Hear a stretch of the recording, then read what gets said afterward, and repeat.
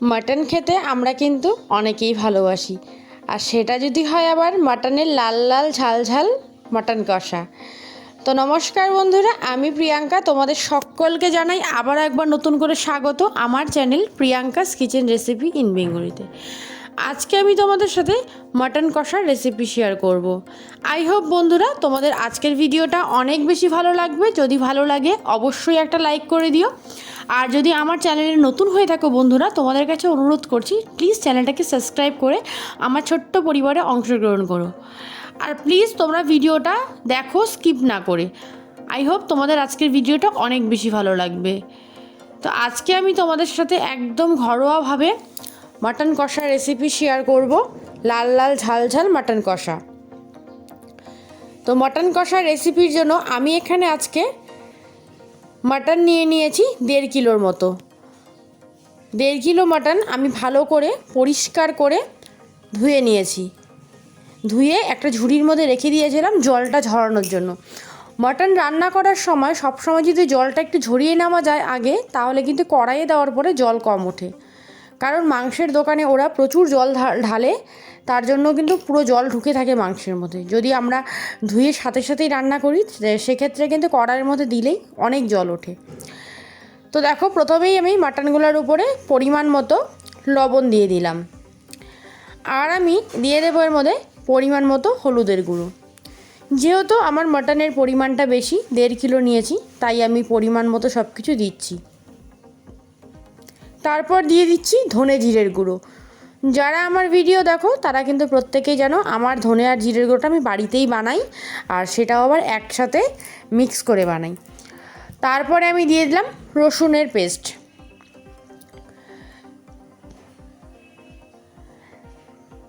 তারপরে আমি এখন এর মধ্যে দিয়ে দিচ্ছি পেঁয়াজ বাটা। মাংসের পরিমাণটা যেহেতু বেশি, তাই কিন্তু প্রত্যেকটা মশলার পরিমাণটাও বেশি করে নিতে হচ্ছে।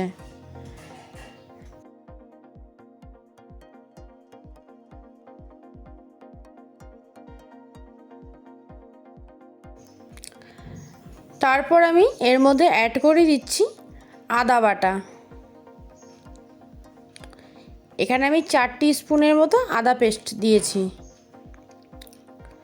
তারপর আমি এর মধ্যে দিয়ে দিচ্ছি পেঁয়াজ কুচি। কিছুটা পেঁয়াজ আমি পেস্ট করে দিয়েছি, আর কিছুটা পেঁয়াজ কিন্তু আমি কুচি করে দিচ্ছি। আমি যেই পদ্ধতিতে তোমাদেরকে দেখাবো এই পদ্ধতিতে রান্না করে দেখো একবার মটন, খেতে কিন্তু হবে খুবই সুস্বাদু। একবার যে খাবে সে কিন্তু চেটে পুটে খাবে, এতটাই টেস্ট হয়। তারপর আমি দিয়ে দিচ্ছি এর মধ্যে কাশ্মীরি লঙ্কার গুঁড়ো।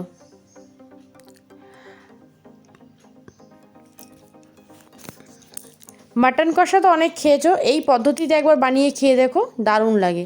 তারপরে আমি এর মধ্যে দিয়ে দিচ্ছি একটু কাজুর পেস্ট।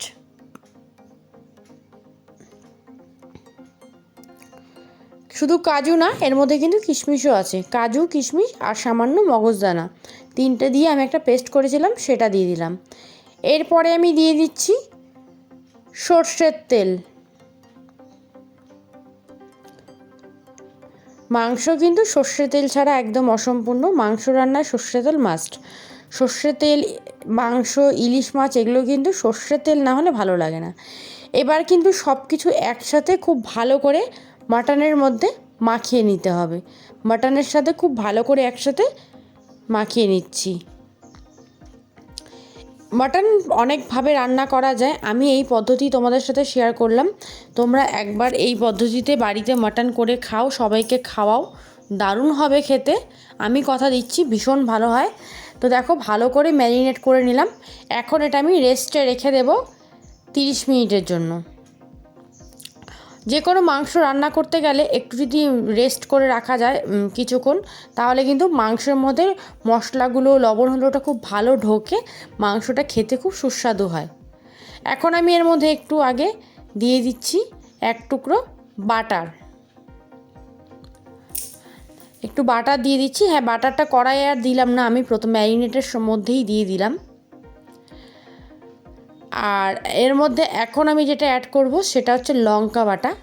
কারণ আমি প্রথমে লঙ্কাটা দিলাম না, কারণ লঙ্কাটা দিলে না আমি যখন ম্যারিনেট করব আমার হাতটা জ্বালা করতে পড়ে। তার জন্য আমি লঙ্কা বাটাটা একদম সবার শেষে সব কিছু দিয়ে যখন ম্যারিনেট করা হয়ে গেছে তারপরে আমি বাটার আর কাঁচা লঙ্কা বাটাটা দিলাম, দিয়ে একটা চামচের সাহায্যে ভালো করে ম্যারিনেট করে নিচ্ছি। যেহেতু সব কিছু দিয়ে আগে মশলা আমার ম্যারিনেট করা হয়ে গেছে, সেক্ষেত্রে এখন আমি চামচ দিয়ে করলে আমার অসুবিধা নেই, ভালো করে ঢুকে যাবে মাংসের মধ্যে মশলাগুলো। তো দেখো আমার কিন্তু ম্যারিনেটের প্রসেস একদম কমপ্লিট। এখন এটাকে আমি একটা থালা দিয়ে ঢাকা দিয়ে রেখে দেব 30 মিনিটের জন্য। 30 মিনিট পরে আবার চলে আসলাম আমি। কড়াই দেখো বসিয়ে দিয়েছি, কড়াইয়ে তেলও দিয়ে দিয়েছি। তেলটাও কিন্তু সর্ষের তেল। আমি যেহেতু মাংসে আমার পরিমাণ মতো আমি তেল দিয়ে দিয়েছি, সেহেতু কড়াইয়ের মধ্যে আমি খুব বেশি আর তেল দেব না। আর আমার মাংসের পরিমাণটা যেহেতু অনেকটাই বেশি, তাই কিন্তু আমি মাংসের জন্য অনেকটা বড় কড়াই নিয়েছি। আর আলু, হ্যাঁ মাটন কষায় আমি আলু দেই, আমার ভীষণ ভালো লাগে মাটন কষা আলুটা খেতে। আলু, গোটা রসুন এগুলো কিন্তু খুব ভালো লাগে খেতে। তো প্রথমেই দেখো কড়াইয়ের তেল ভালো করে গরম করে নিয়েছি, তারপর আলুগুলো আমি ছেড়ে দিলাম। মাংসের পরিমাণ হিসাবে আমি আলুটা দিয়েছি। এবার আলুগুলোকে একটু লাল করে ভেজে নিতে হবে।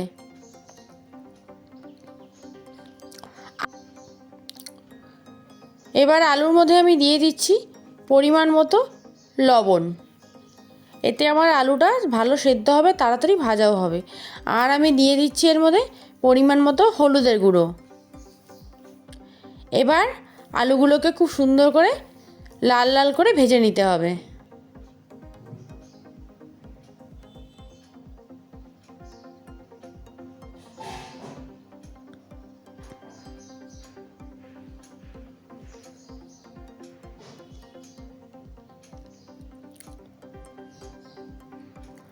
তো আলুগুলোকে একটু উল্টে পাল্টে ভালো করে ভেজে নিচ্ছি।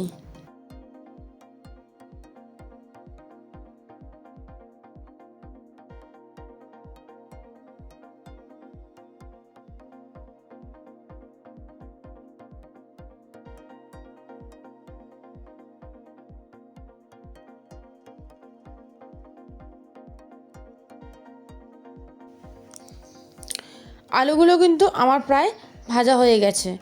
আর মাটনের আলু কিন্তু একটু ভালো করে ভাজতে গেলে ভাজতে ভাজতেই প্রায় অনেকটা সেদ্ধ হয়ে যায়, তাই আলুটা কিন্তু অনেকটা পরে দিতে হয়, নাহলে আবার মাটন যেহেতু রান্না করতে অনেক সময় লাগে, সেক্ষেত্রে কিন্তু আলু একদম গলে ঘ্যাট হয়ে যাবে, কিচ্ছু থাকবে না আলুর মধ্যে। তার জন্য আলুটা ভালো করে লাল করে ভেজে তুলে নিচ্ছি একটা বাটির মধ্যে। এরকম হালকা লাল করে ভাজলেই হবে। এরকম ভাজাতেই আলুটা কিন্তু অনেকটা আমার সেদ্ধ হয়ে গেছে। এখন ওই তেলের মধ্যেই আমি দিয়ে দিলাম সাদা জিরে, দিয়ে একটু তেলটা নাড়িয়ে নিচ্ছি। জিরেটা একটু লাল করে পুড়িয়ে নেব।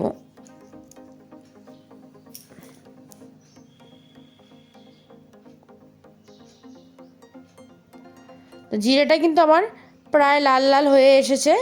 এখন আমি এর মধ্যে দিয়ে দেব দুটো তেজপাতা। তেজপাতাটাকে একটু লাল করে নেব।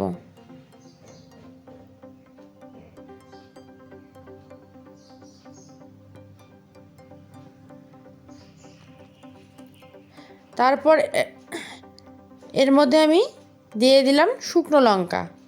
শুকনো লঙ্কাটা অবশ্যই ফাটিয়ে দিতে হবে, নাহলে ফুটে গায়ে আসবে। ফোড়নটা কিন্তু আমার লাল হয়ে এসেছে।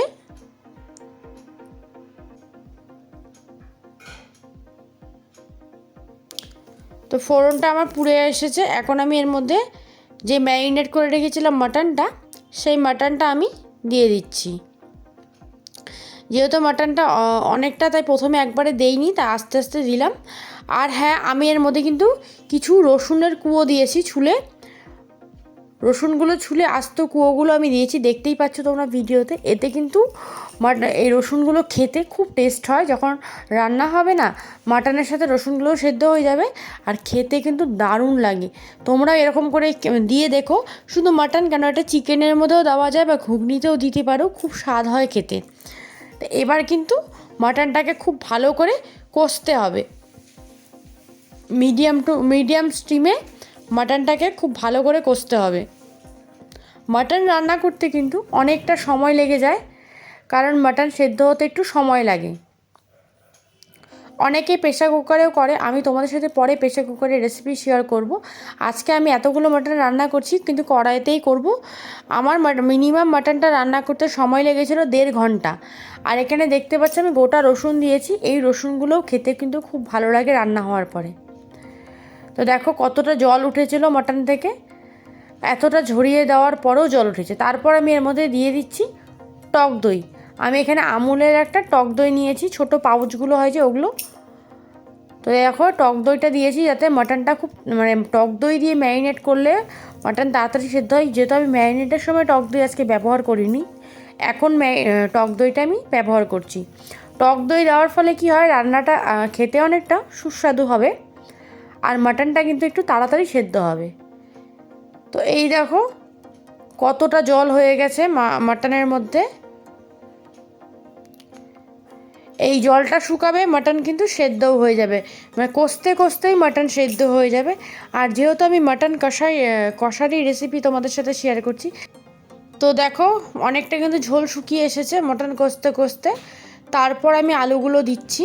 প্রথমে যদি আলুগুলো দিতাম ওই ঝোলে আলু সিদ্ধ হয়ে পরে কষার সময় কিন্তু আলুগুলো একদম ঘেটে যেত।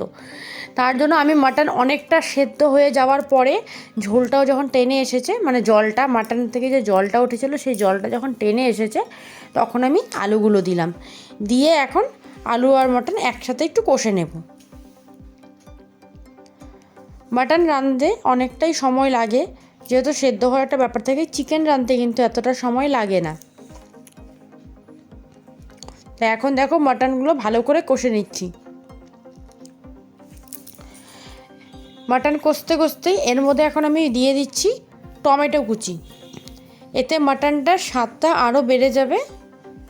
টমেটো পেস্ট করেও দেওয়া যায়, আমি এখানে টমেটোর কুচি করেই দিলাম। দিয়ে এখন সব কিছু মিলিয়ে খুব ভালো করে কষে নেব। এখন আর কোনো কাজ নেই, এখন শুধু মাটনটাকে খুব ভালো করে কষতে হবে। কষা পরে সামান্য একটু জল দিলেই সেদ্ধ হয়ে যাবে, কারণ মাটনটা কিন্তু আমার অনেকটাই সেদ্ধ হয়ে গেছে, যেহেতু মাটন থেকে অনেক জল উঠেছিল। দেখে বোঝাই যাচ্ছে মাটনটা সেদ্ধ হয়ে যায়। তো আমার কিন্তু কষানো একদম কমপ্লিট। আর এখানে আমি গরম জল ব্যবহার করছি, কোনো ঠান্ডা জল দিলাম না। পরিমাণ মতো আমি এখন এর মধ্যে গরম জল দিয়ে দিলাম। দিয়ে এখন মাটনটাকে একটু ভালো করে ফুটিয়ে নিতে হবে আর সেদ্ধটা একটু ভালো করে করতে হবে। যেহেতু মাটন কষা করব, ঝোল আমি রাখবো না, তেমন হালকা গ্রেভি থাকবে, তার জন্য আমি কিন্তু জলের পরিমাণটা কম দিলাম।